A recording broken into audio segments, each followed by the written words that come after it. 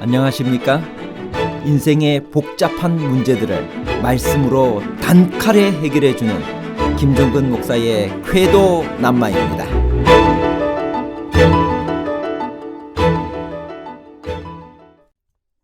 아비가 지은 죄를 아들이 담당해야 했나요?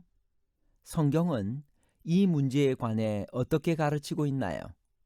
에스겔 18장 20절 아들은 아버지의 죄악을 담당하지 아니할 것이요 악인의 악도 자기에게로 돌아가리라. 하나님께서 아간과 그의 가족들 전체를 심판하신 것은 아버지인 아간만 죄를 범했기 때문인가요? 아니면 그 가족들이 아간의 범죄에 연루되었기 때문인가요? 아간과 가족들에 관한 복잡한 문제를 하나님 말씀의 가르침으로 명쾌하게 해결해 드리겠습니다. 아간이라는 한 개인이 범죄했는데 이스라엘 자손 전체가 범죄한 것으로 기록되어 있습니다. 그 이유는 무엇인가요? 여호수아 7장 1절 11절 이스라엘 자손들이 바친 물건을 인하여 범죄하였으니 이는 유다 지파 세라의 증손 삽디의 손자 갈미의 아들 아간이 바친 물건을 취하였습니다. 여호와께서 이스라엘 자손들에게 진노하시니라. 이스라엘이 범죄하여 내가 그들에게 명한 나의 언약을 어기었나니 곧 그들이 바친 물건을 취하고 도적하고 사기하여 자기 기구 가운데 두었느니라. 한 사람이 범죄하였지만 이스라엘 민족 전체에게 과실이 있는 것으로 간주되었습니다. 택한 민족으로서 이스라엘은 공동 책임이 있었고 한 사람의 범죄로 민족 전체에게서 하나님의 축복이 거두어졌습니다. 오늘날 교회 안에도 죄를 범한 한 사람이 그 교회에 임하는 하나님의 축복을 방해할 수 있습니다. 만약 죄가 알려졌는데도 교회가 적절한 조치를 취하지 않는다면 교회는 그 죄에 참여한 자가 됩니다. 여리고를 점령한 후 그 다음으로 공격한 성은 어떤 성이었나요? 여호수아 7장 2절 여호수아가 여리고에서 사람을 베델 동편 베다웬 곁에 있는 아이로 보내매 그들에게 일러 가로되 올라가서 그 땅을 정탐하라 하매. 여리고를 점령한 후 그 다음으로 공격한 성은 아이성이었습니다. 아이성을 공격할 때 여호수아와 백성들의 실수는 어떤 것이었나요? 여호수아 7장 4절 백성 중 3,000명쯤 그리로 올라갔다가 아이 사람 앞에서 도망하니. 여리고에서의 대승리는 이스라엘 백성에게 자만심을 가지게 했습니다. 여리고의 승리는 그들이 이룬 것이 아니라 하나님의 도우심만이 그들에게 승리를 줄 수 있다는 사실을 그들은 또 잊어버렸습니다. 여호수아까지도 하나님의 뜻을 묻지 않고 아이성을 정복할 계획을 세웠습니다. 만일 미리 하나님께 여쭈었다면 하나님께서 공격을 허락하지 않으셨을 것이고 많은 고통을 면할 수 있었을 것입니다. 아이성을 치면서 여호수아는 군사를 3,000명만 보내고 자기는 함께 하지도 않았습니다. 자기들의 힘을 과시하고 하나님을 의지하지 않으며 적을 무시하는 행동이었습니다. 아이성을 공격한 결과는 어떠했으며 이스라엘 백성들은 어떤 상태에 빠졌나요? 여호수아 7장 4절 5절 백성 중 3,000명쯤 그리로 올라갔다가 아이 사람 앞에서 도망하니 아이 사람이 그들의 36인쯤 죽이고 성문 앞에서부터 스바림까지 쫓아와서 내려가는 비탈에서 쳤으므로 백성의 마음이 녹아 물같이 된지라. 그들은 여리고처럼 쉽게 승리를 얻으리라는 기대를 가지고 아이성을 점령하는데 3,000명의 군사면 충분하다고 생각했습니다.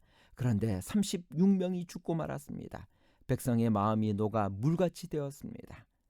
여호수아와 이스라엘 장로들은 이 문제를 어떻게 해결했나요?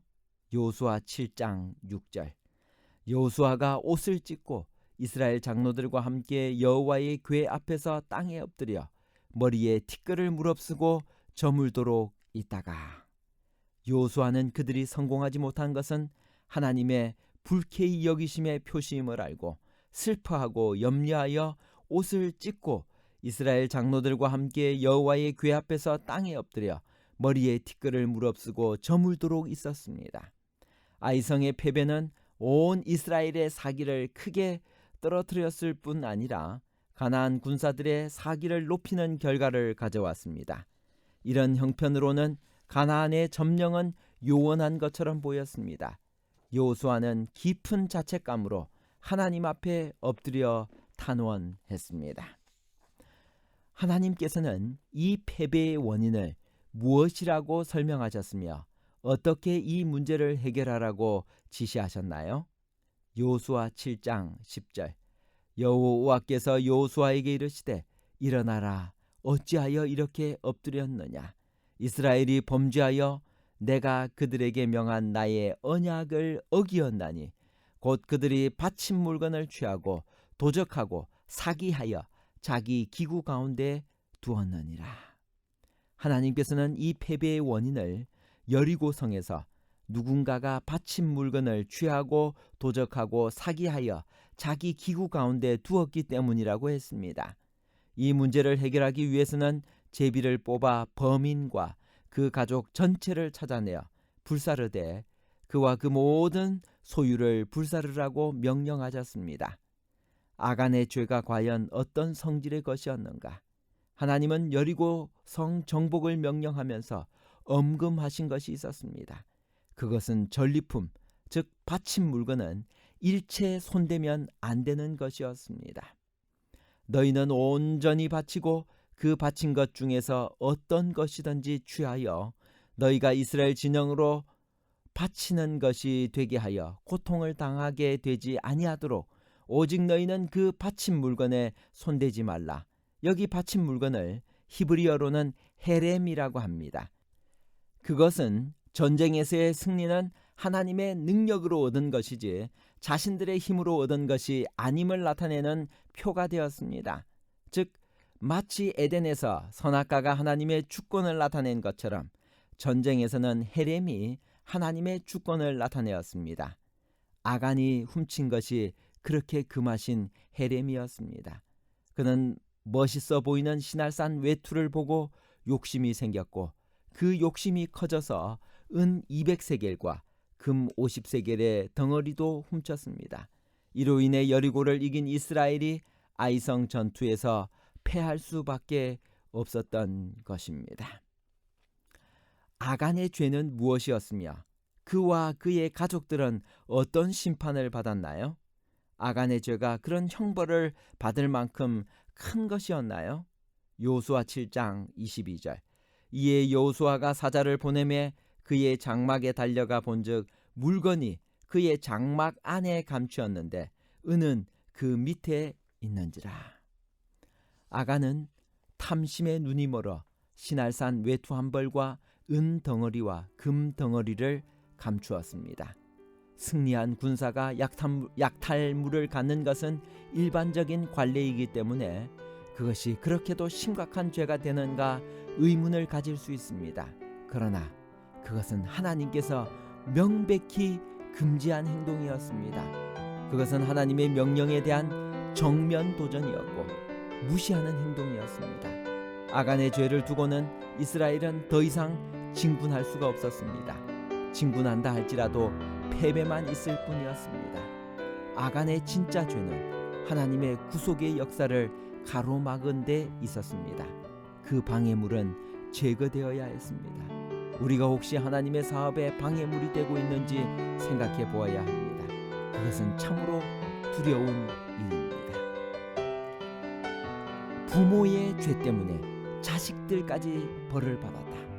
아간의 아들들과 딸들은 아마도 아버지의 죄를 알고도 방관하거나 동참했음에 분명합니다. 왜냐하면 그 모든 것이 그 천막 안에 있었기 때문입니다. 이 문제는 아간만 범죄한 것이 아니라 만일 그 가족들이 아간의 범죄에 연루되었다는 것을 분명하게 가르쳐 줍니다. 왜냐하면 아간이 훔친 물건을 가족들 모르게 장막에 숨겨두는 것은 결코 쉽지 않았기 때문입니다. 그래서 아간만이 아니라 그의 온 가족이 심판을 받은 것입니다. 결론입니다.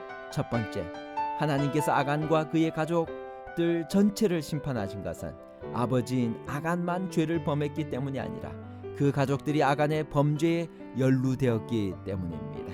두 번째, 아이성의 패배의 원인은 자신의 힘을 믿고 자만했으며 하나님께 묻지 않고 행동했고 한 사람의 범죄가 전체에게 고통을 준 사실을 드러내줍니다. 세 번째, 아간과 그의 가족은 불태움을 당해 죽었습니다. 돌 무더기를 크게 쌓은 곳을 아골 골짜기라고 하는데 아골이라는 이름은 괴로움이란 뜻을 가지고 있습니다.